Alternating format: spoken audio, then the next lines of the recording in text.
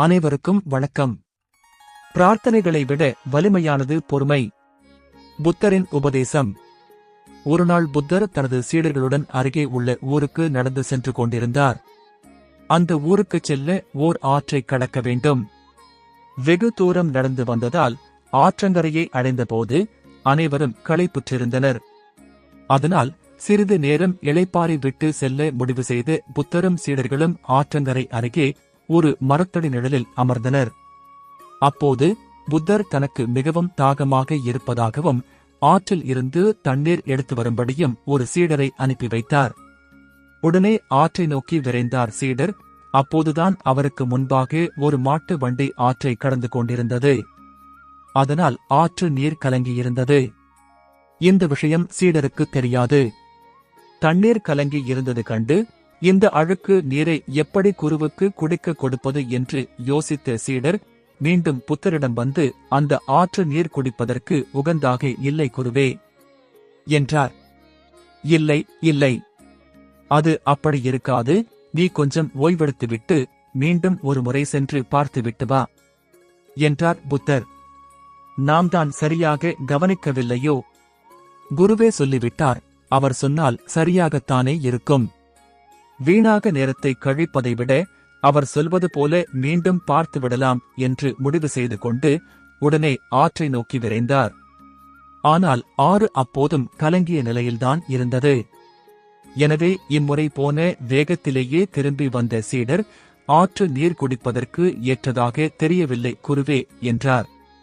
ஓ, அப்படியா? உன்னை ஓய்வெடுத்துவிட்டு சிறிது நேரம் கழித்துதானே கிளம்பச் சொன்னேன். நீ ஏன் உடனே கிளம்பினாய் என்றார். இல்லை குருவே, தாங்கள் அதிக தாகத்தோடு இருந்தீர்கள்.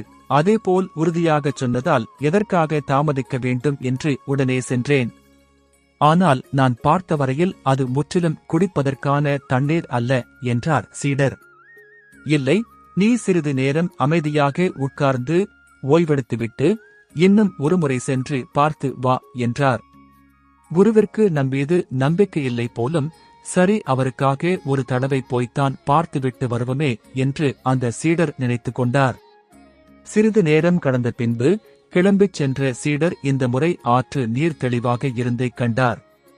மிகவும் மகிழ்ச்சியடைந்த சீடர் தண்ணீரை எடுத்துக்கொண்டு புத்தரிடம் திரும்பினார்.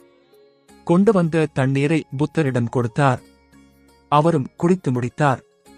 பின் மெதுவாக அந்த சீடர், குருவே, ஒரு சிறிய சந்தேகம் கேட்கலாமா என்று பணிந்து கேட்டார். நிச்சயமாக கேள் என்றார் புத்தர் பெருமான். அழுக்கான ஆற்று நீர் எப்படி மிகவும் நன்றாகவும் தெளிவாக மாறியது?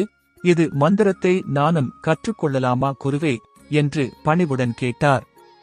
சிறிய புன்னகையுடன் புத்தர், அப்படி ஒன்றும் மாயாஜலம் எதுவும் நிகழ்த்தப்படவில்லை என்று கூறியவர் தொடர்ந்து சீடருக்கு அது பற்றி விளக்கத் துவங்கினார். நீ தண்ணீர் கொண்டு வருவதற்காக ஆற்றுக்குச் செல்வதற்கு முன்பு ஒரு மாட்டு வண்டி ஆற்றை கடந்து சென்றிருந்தது. அதனால்தான் ஆற்று நீர் கலங்கிவிட்டது. மேலும் நான் தண்ணீர் கேட்டபோது எனக்கு விரைவில் தண்ணீர் கொண்டு வர வேண்டும் என்பதற்காக நீ பதற்றத்துடன் சென்றதால் உன்னால் ஆற்று நீர் கலங்கி இருப்பதற்கான காரணத்தை புரிந்து கொள்ள முடியவில்லை.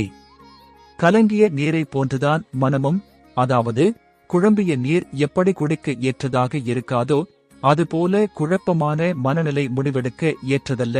எனவே ஒரு முடிவை அவசர கதியில் எடுப்பதோ கோபத்தில் எடுப்பதோ தவறாகவே முடியும் என்று போதித்தார். மேலும் இது போலத்தான் உங்கள் மனமும். உங்கள் மனமானது குழப்பத்தில் இருக்கும்போது அதை அதன் போக்கிலேயே விடுங்கள். சிறிது நேரம் சென்றதும் அதுதானே தெளிவடையும். சிறிது நேரம் பொறுமையாக இருங்கள். மனதை அமைதிப்படுத்த எந்த ஒரு விஷயத்தையும் கஷ்டப்பட்டு செய்ய வேண்டியதில்லை. அது தானாக அமைதியடையும். பின்னர் எடுக்கும் முடிவே சரியாக இருக்கும். பொறுமையே மனதினை பக்குவப்படுத்தும் என்றார்.